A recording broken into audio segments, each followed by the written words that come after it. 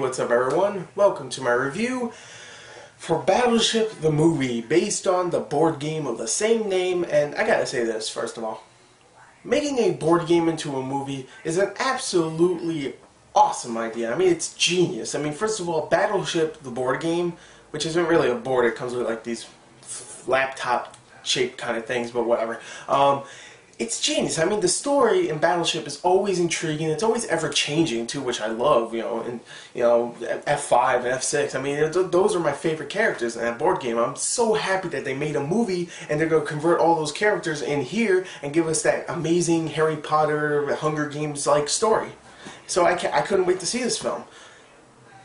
Yeah. So let's just do this. All right. Let's talk about the story. Okay, so the story in Battleship, surprisingly, is not very good. Alright, you have Taylor Kitsch, who everybody should remember from John Carter, if you actually saw the movie. Which, I mean, it did okay, I guess. I mean, it was somewhat popular. No, it wasn't. It didn't do good. But he was John Carter in that film, and now he plays a character named Hopper, who is pretty much a screw-up. He's a nincompoop. He's an idiot in the beginning. And his brother is all like, who's played by Alexander Skarsgård, tells him, you know what, you're an idiot. Stop being an idiot. Join the Navy with me. And he joins the Navy with him, and 18 months later, he's in the Navy. So there you go. And he has a girlfriend whose father is played by Liam Neeson. And he's in the Navy doing his Navy things, whatever, being a Navy guy. He's a screw up there too, so no one really likes him, including Liam Neeson. I don't like him, so that's great. So he's doing his thing, whatever, and then boom, aliens show up. And so he has to go and take control of a battleship and fight off aliens. There you go, there's the story. I'm not even going to explain it anymore. It's a stupid story with dumbass characters, horrible writing, just unmemorable scenes. It's just a very, very dumb story. I'm talking about scenes as in not action-wise. I mean like, oh, these two are confronting each other and they're talking. This is going to be so memorable. No, it's not. So that's what I mean by unmemorable scenes, okay? So, story is not very good in this film. The writing's horrible. The characters aren't likable at all. I mean, the only one I would say is likable is Alexander Skarsgård, but he's not in the film that long, and Liam Neeson, just because he's Liam Neeson. And he's not in the movie that long either. So, there you go. Those are the only two characters I liked. Oh, and all the aliens, because they killed everybody I don't like, which is good. So, there you go. There's the story. Let's talk about the acting. In most cases, I shouldn't say most cases, in some cases in films, when characters are terrible, that doesn't mean I hate the actors also and think they're a horrible job acting. That just means I hate the characters, how they were written, you know? But, not this time, because there are so many cheesy characters in this film and some horrible actors here. Like this whole character where his legs are completely gone and we're supposed to feel really sorry for him, but he's so cheesy and so terrible as an actor. I'm like, oh my god, like this is so cheesy. And there's a whole scene where all these old people come in and they're supposed to be like the original Battleship yeah, I guess pilots. No, not pilots. What would you call them? For a battleship, I don't know, whatever.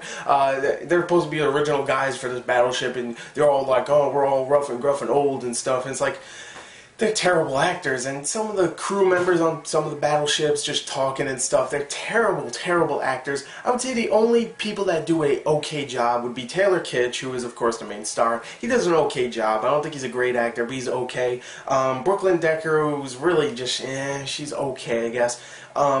Liam Neeson, who shows up for 10 minutes, but he's good. And my favorite one here would be Alexander Skarsgård, who's also barely in the film, but, you know, he's actually a really good actor. So, from what I've heard, he's great in True Blood, but, I don't know. I gotta admit, he's really tall, though. Oh, damn. He was actually standing next to, like, a bunch of really tall, tough-looking dudes, and he's like, this much bigger than them. I'm like, damn. He's pretty big. Him and Liam Neeson fighting in Taken 2, that'd be awesome. Anyway, yeah, the acting for the most part is not very good. So, yeah, the acting's not that great either. Let's talk about the main part of the movie, not the acting, not the story, the special effects and the action.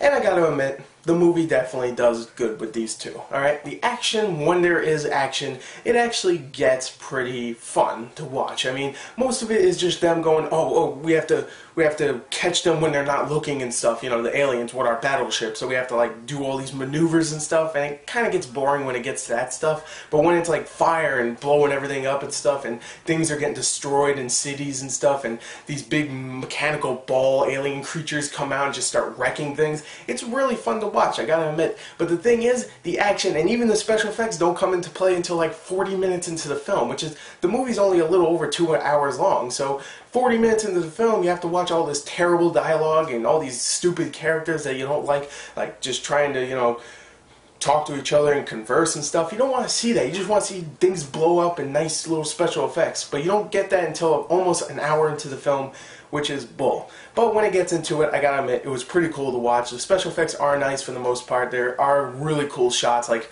the one where it's like a big bubble in the sky and it goes around the Earth. Well, it doesn't go around the Earth, but it goes around part of the Earth. And it looks really cool. Some of the designs for the spaceships look cool, even though I thought the designs for the aliens themselves, the way they looked pretty retarded, but there was still good special effects. So overall, I gotta admit, Battleship was not a fantastic movie. I wouldn't even say it was a good movie, but it's an okay matinee, I guess. Get the ticket as cheap as you can. If you can get for like $1 at a dollar theater, then bring some friends, laugh at the terrible dialogue, laugh at some of the horrible acting. Whatever. Go ahead and have fun. There you go. I'm just going to give it a 23 out of 40. I don't think it's a great movie. But it's an okay entertaining time. So there you go. There's my review for Battleship. It's definitely not a great movie. It's one of the worst I've seen this year, but that's not saying much because I haven't seen that many terrible movies. So, yeah. Even if I said it's one of the worst, go check it out at a very cheap matinee price. Also, Rihanna's in the film, and she's not terrible. I forgot to mention that. So, yeah. Anyway, there you go. There's my review. 23 out of 40. Thank you, and goodbye.